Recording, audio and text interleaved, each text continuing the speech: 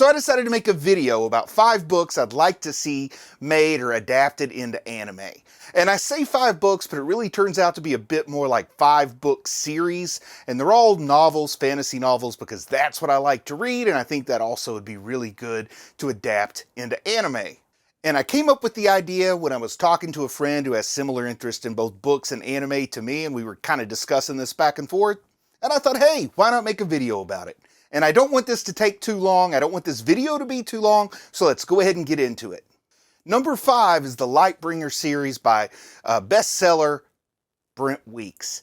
And it starts off with the Black Prism and it continues on for a few more great books. And what I really like about it is that the power system sort of involves being able to control different colors from the light spectrum. Like somebody might be able to control yellow and somebody else might be able to control green. And some people can control more than one color.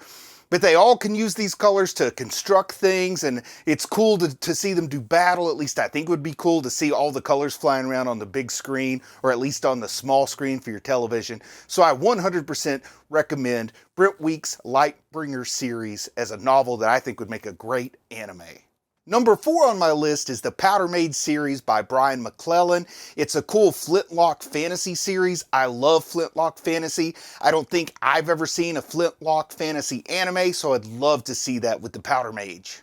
And the world of the Powder Mage has multiple magic systems, some including people who eat gunpowder to get superpowers. And then there's also some gods that are involved, and there's even like a little bit of room for food and comedy, believe it or not, with the gods in the story of the Powder Mage. So number 4, I would love to see the Powder Mage as an anime. Number 3 on my list is the Mistborn series by Brandon Sanderson. I love the characters in this series. I love so much about how the powers work in it.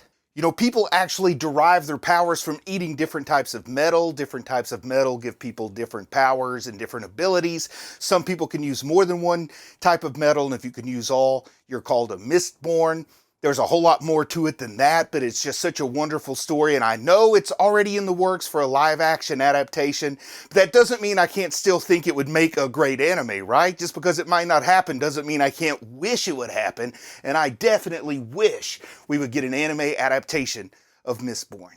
Number 2 on my list is The Shadow Campaign by Django Wexler. We're going back to Flintlock fantasy here, but there's a very different kind of power system at play in this story. Even though the time setting and the environment and everything does make it Flintlock fantasy, the powers aren't derived from eating that black powder or that gunpowder. The powers are derived from bonding with demons, which I think is a great kind of a twist or a source for the supernatural that would work wonderfully for an anime. So I would love it if this series, Django Wexler's The Shadow Campaigns, I would love it if this series was made into an anime. For number 1 on my list, we're going back to Brandon Sanderson and the Stormlight Archives.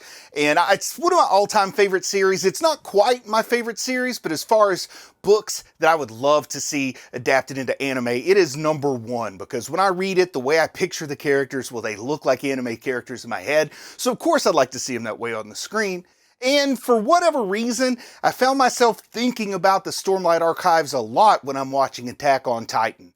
And it's not like it's the same story in any regard, but they just deal with some themes. There's like deeper elements, there's surprises, the bad guys may not always be who you think they are.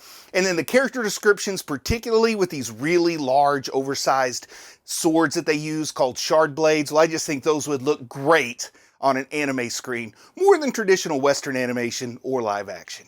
So what do you think would make a good anime adaptation? Are there some books I didn't mention that you really would like to talk about and say, hey, this would make a good anime adaptation? Well, then let me know down in the comments. And with that, I'm just going to say I'm proud of you for watching anime, and I'll talk to you again soon.